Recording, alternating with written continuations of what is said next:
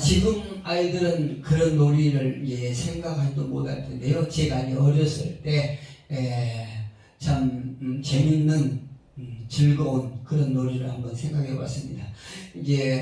논에 별을 빼고 나면 아무것도 논에 없지 않습니까? 근데 그때 비가 와서 논에 물이 가득 찰 때가 있어요.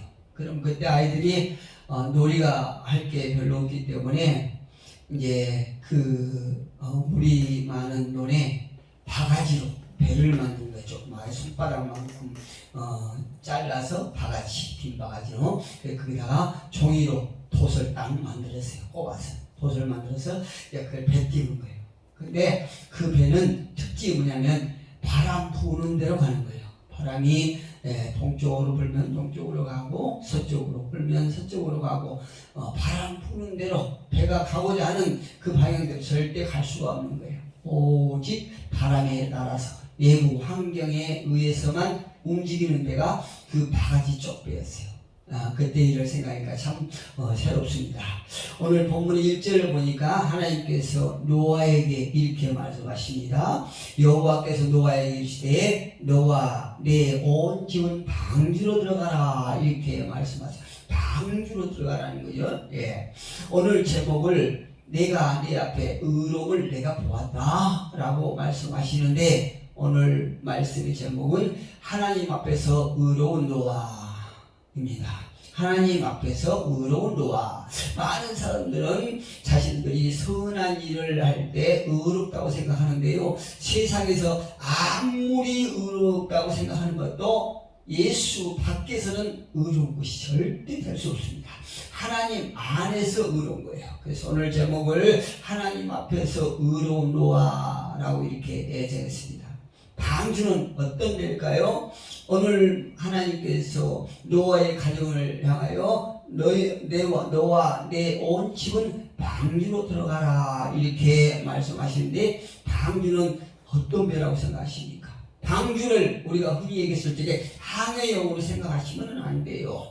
어떤 항해용은 앞으로 가는 추진력이 있다든가 아니면 어떤 물체에 부딪혀서 위험을 느낄 때는 제동을 할 수 있는 제동 장치가 있지만, 오늘 하나님께서 노아를 향해서 너는 방주로 들어가라 하는 이 방주는 추진력도 없어요, 제동 장치도 없는 그야말로 무방비 상태로 되어진 고벨나무로 만든 단순히 떠다니기만 하는 그런 사각형의 상자에 지나지 않는 것이 방주인 것입니다.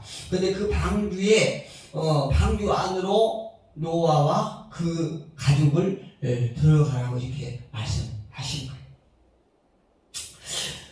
당시에 노아 입장은 어땠을까요? 당시에는 노아는 홍수는 전혀 경험해보지 못한 상태였어요.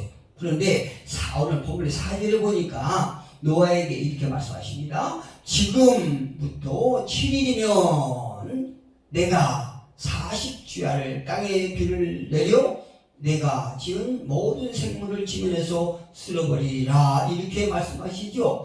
이제 노아에게 방주 지을 것을 명령하시고, 노아가 120년에 걸쳐서 방주를 다 완성한 후에 앞으로 하나님께서 말씀하시기를 앞으로 지금부터 7일 후면은 내가 40주야를 통해서 이 땅에 비를 내림으로 말미암아 내가 하나님께서 지은 모든 생물을 지면에서 쓸어버리겠다 이렇게 말씀하십니다. 노아는 아직 어떤 홍수에 대해서 전혀 경험해보지 못했지만, 어쨌든 하나님께서는 40주야를 계속 비를 내려서 이 땅이 완전히 물에 잠겨버리게끔 만들어버리겠다. 이래서 당신이 지은 모든 생물을 다 죽여버리겠다고, 이렇게 쓸어버리겠다고 말씀하십니다. 앞으로 가는 추진력이 있는 것이 아니라 어떤 위험이 앞에 닥쳤을 때에 멈출 수 있는 제동 장치가 있는 것이 아닌 단순히 사각형으로 만드는 나무 상자 안으로 노아와 그 네 가족이 들어가라고 할 때에 노아의 입장은 어땠을 것 같습니까? 여러분은 어땠을 것 같아요? 저와 여러분이 아직 홍수에 대해서 알지 못하고 경험하지 못했지만 단순히 하나님께서 말씀하신 40주야 비를 내려서 이 세상의 모든 생물을 쓸어버릴 수 있는 그 홍수가 날 판인데, 이런 상태에서 노아와 그 온 가족이 방주로 들어가라 라고 말씀하실 때에 우리는 어떻게 행동하실 것 같아요? 물론 그 안에 들어가서 내 의지대로 어떤 앞으로 가고 좌우로 갈 수 있고 어떤 위험에 처했을 때에 제동을 걸 수 있는 이런 장치가 되어 있다고 하면 그러면 내가 들어갈 수 있겠지요. 그런데 그런 장치가 전혀 없는 그런 배 안으로 들어가라고 말씀하실 때에 노아의 입장은 어땠을 것 같습니까? 여러분의 생각은 어땠을 것 같아요? 그런데 노아는요, 하나님 말씀대로 120년에 걸쳐서 배를 만드는데 그것도 땅 어디인가가 아니고 산 중턱 어디죠? 참 희한하죠? 이런 평지가 아니라 산 중턱 어디쯤에다가 지으라고 말씀할 적에 이 노아가 하나님께서 명령하신 대로 준행하였다라고 성경은 기록하고 있습니다. 5절에 보니까 노아가 여호와께서 자기에게 명하신 대로 다 준행하였더라 이렇게 말씀하세요. 이와 같은 노아의 삶을 소개하면서 하나님은 오고 오는 세대에게 어떤 말씀을 하고 싶었을까요? 어떤 메시지를 주고 싶었을까요? 성경에 나와 있지 않지만 하나님께서 노아의 삶을 소개하시면서 오고 오는 세대, 저와 여러분에게 하시고 싶은 말씀은 이런 말씀이 아니었을까 짐작해 봅니다. 이것이 노아의 의로움이다 이렇게 말씀하시고 싶었을 것 같아요. 그런 후에 너희도 믿음으로 그와 같은 삶을 살아라 라고 말씀하시고 싶은 것 같아요. 우리가 오늘날 이렇게 인류 문명이 눈부시게 발달하고 과학이 정말로 말로 표현할 수 없을 정도로 이렇게 발달한 시대에 살아가고 있는 현대인들에게는 도저히 이해가 되지 않냐고 받아들이기 어려운 그런 노아의 삶이지만 그럼에도 불구하고 하나님께서 너희도 믿음으로 노아와 같은 그런 삶을 살아라 라고 하시는 그 말씀이 하나님께서 주시고자 하는 핵심이 아닌가 이렇게 생각해 봅니다. 에스겔서 14장 14절에 가보면요, 세상에 온통 제약이 가득할 때 의로운 사람을 소개하면서 노아를 소개해요. 의로움이란 믿음으로 사는 삶이지 않습니까? 의로움이라니. 즉 다시 말씀드리면 흠이 많고 나약한 인간이지만 그럼에도 불구하고 인간의 한계를 깨닫고 또 이 세상 중환자는 하나님이심을 고백하고 그분을 나의 주인으로 믿고 그분의 말씀에 의지하여 말씀을 쫓는 삶, 이것이야말로 믿음으로 사는 삶이다 이렇게 우리가 정의할 수 있습니다.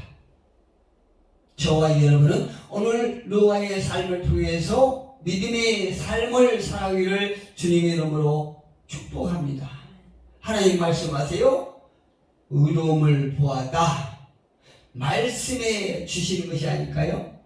하나님은 노아의 삶을 보면서 노아가 내 앞에서 의로운 삶을 살았다라고 이렇게 말씀하고 계시는 거예요. 그렇다면 노아 홍수 때와 지금의 상황은 어떤 차이가 있을까요? 누가복음 17장 27절에 가보면 노아의 때와 또 28절에 보니까 롯의 때와 노아의 때를 소개하고 있습니다. 한 번은 노아의 때는 물론이고 또 노아의 때는 물로 하나님께서 세상을 심판하셨고, 또 롯의 때는 불로 심판하셨습니다. 근데 그 직전까지도, 물로 심판하기 바로 직전, 또 불황으로 성을 심판하기 직전까지도 세상의 가치를 두고 미련을 버리지 못하고 세상적인 성공만을 추구하던 그런 때를 가리킵니다. 그렇지요. 노아의 때를 보면 홍수가 나기 바로 직전, 노아를 통해서 모든 사람에게 구원의 메시지를 목이 터져라고 외치지만, 많은 사람들은 그 노아의 메시지에 전혀 개의치 아니하고 장가들고 시집가고 먹고 마시면서 오직 육체의 삶만을 추구하는 그런 환경을 소개하고 있지요. 또 롯의 때도 마찬가지예요. 하나님께서 그 성을 심판하시겠다, 불로 심판하시겠다고 말씀하시기 바로 직전까지도 오히려 그 성 사람들은 농담으로 들었다는 거죠. 농담으로. 오늘날도 많은 사람들은 마지막 때와는 전혀 상관없이 주님께서 여러 가지 환경을 통해서, 여러 가지 상황을 통해서 보여주신 이 시급한 상황을 전혀 나와는 상관없는 것처럼 오직 세상의 성공만을 위해서 살아가는 사람들이 많은 것 같습니다. 오직 육신의 성공만을 위해서, 오직 이 땅에 여러 가지 것을, 육체적인 물리적인 건 성공만을 위해서 밤낮 정신없이 쏘다니는 그런 사람들이 있다는 것을 볼 수 있습니다. 여러분, 누가 그러더라고요. 세상에서 성공했다고 하는 사람들이 가는 곳이 어디냐 하면 서울 구치소예요. 남들이 그러더라고요. 가만히 듣고 보니까 그 말이 맞는 것 같아요. 세상에서 많은 사람들이 성공했다라고 하는 사람들은 거의 다 서울 구치소가 있다는 얘기예요. 이 정도로 세상에서 성공을 하기 위해서는 죄를 범하지 않으면 성공하기 어렵다. 물론 그렇지 않은 경우도 많이 있습니다. 그렇지만 허다한 경우 세상에서 성공하고, 즉 어떤 권력을 잡고 명예를 받기 위해서는 많은 죄악과 타협하지 않으면 어렵다. 이것을 우리에게 보여준 것 같습니다. 그래서 결국은 그들의 가는 끝자락은 감옥이라는 거죠. 우리가 이 시간을 통해서 기억해야 할 것은 사람들의 마음이 사악하고 이기적인 사람들로 가득한 세상에 우리가 살아가고 있다는 것을 명심하셔야 됩니다. 이런 때에 방금 전에 소개했던 롯의 사건을 기억한 후에 누가복음 17장 32절에서 이렇게 성경은 말씀하세요. 롯의 철을 기억하라. 이렇게 짤막하게 말씀해 주고 있어요. 롯의 철을 기억하라. 이 메시지 속에서, 이 말씀 속에서 우리가 기억해야 될 메시지는 무엇이라고 생각하십니까?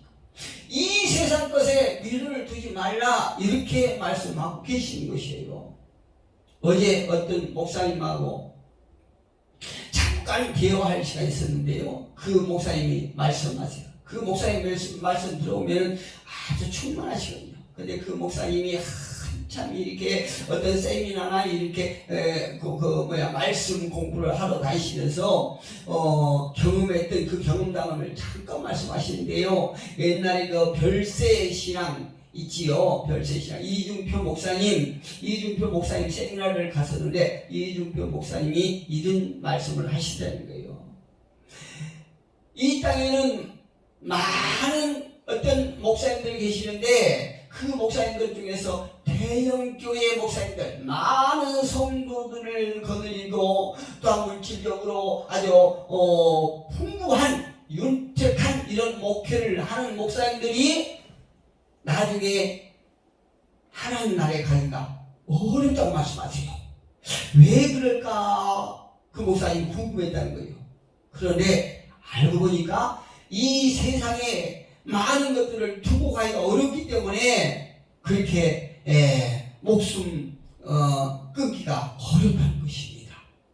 그래서 나이가 먹으면 그냥 이 땅에 욕심만 막 생긴다는 거예요. 어째 영적으로는 더욱더 쇠퇴해가면서 욕심만 막 늘어난다는 거예요.